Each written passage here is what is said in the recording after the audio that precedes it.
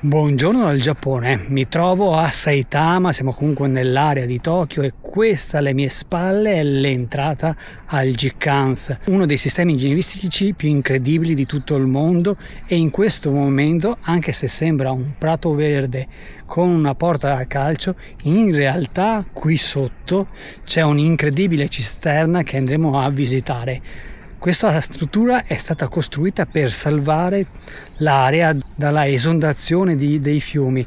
Oltre ai fiumi principali come l'Edokawa, il Kamo e il Sumida, Tokyo ha, soprattutto nella zona qui di Saitama, ci sono diversi piccoli e medi fiumi che durante la stagione dei tifoni tendevano a esondare. Ci sono chilometri di tunnel sotterranei e delle cisterne che servono a raccogliere l'acqua per poi portarla all'interno di questa cisterna e riversarle lentamente nel fiume Edokawa che scorre qui vicino. Questo sistema viene attivato 5, 6, 7 volte all'anno. Il picco è stato quando ha raccolto 19 milioni di metri cubi d'acqua caduti a causa di 2 tifoni. Pensate cosa sarebbe successo se non ci fosse stato questo sistema. La costruzione è durata più di 10 anni, è costata 2 miliardi di yen, ma è così che i giapponesi cercano di prevenire le catastrofi, investendo per trovare delle soluzioni che poi sono dei primati in tutto il mondo, perché una cosa del genere esiste solo qui e dovrebbe essere studiata e sicuramente imitata, visto i cambiamenti climatici e le piogge sempre più violente che stanno colpendo diversi paesi, tra cui l'Italia.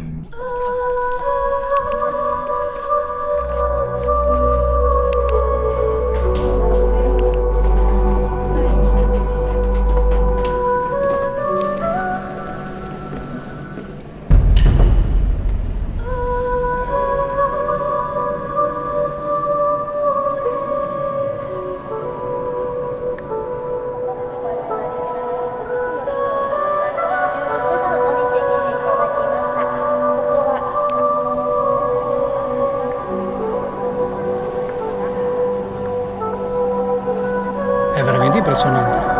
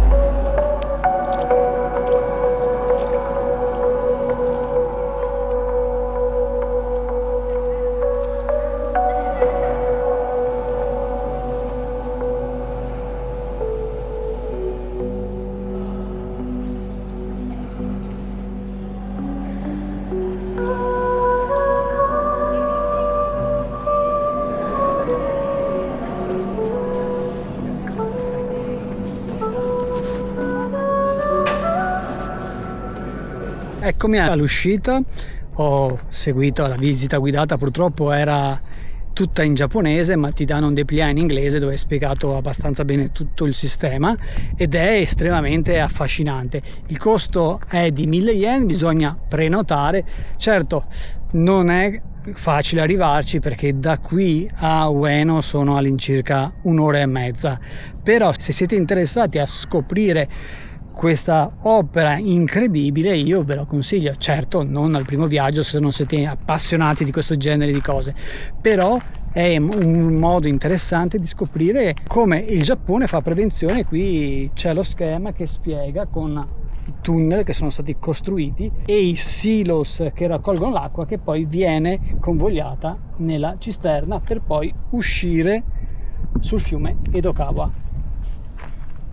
Incredibile, veramente rimango sempre stupito di come i giapponesi cercano di trovare delle soluzioni ai problemi che il loro paese ha, perché comunque tra tifoni, terremoti e tsunami il Giappone sicuramente non è un paese che ha la vita facile, però investono in ricerca e innovazione per trovare delle soluzioni, e secondo me è così che si fa. Questa è sia la reception per i tour ma anche la sala controllo, e qui si trovano le pompe che spingono l'acqua verso l'Edokawa. Questa è, chiamiamo così, la testa della trivella che è servita per scavare i tunnel.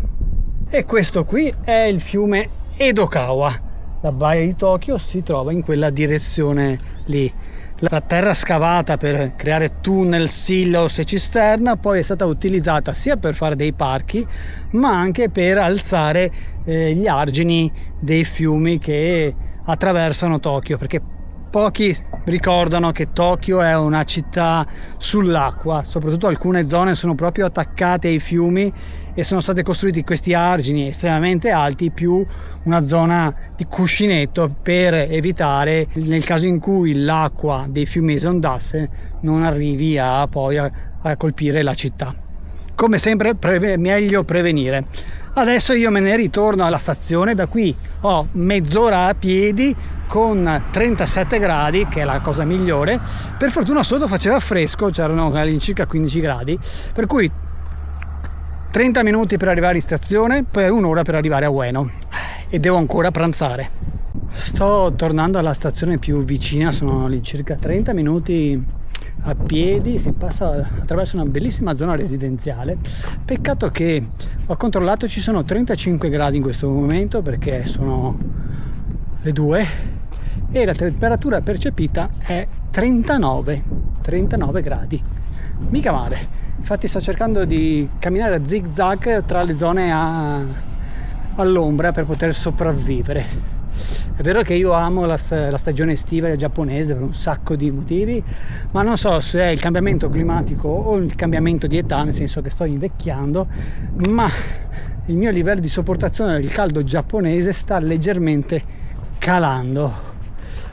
O forse è che provengo da zone comunque calde, che è il Tohoku, ma in mezzo alla natura. Qui, per quanto a Tokyo ci sia verde, c'è anche tantissimo asfalto e questo innalza la temperatura e mi fa soffrire.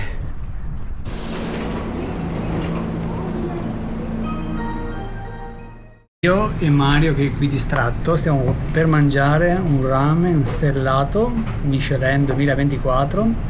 Sono le 5:30 del pomeriggio perché non c'è nessuno così.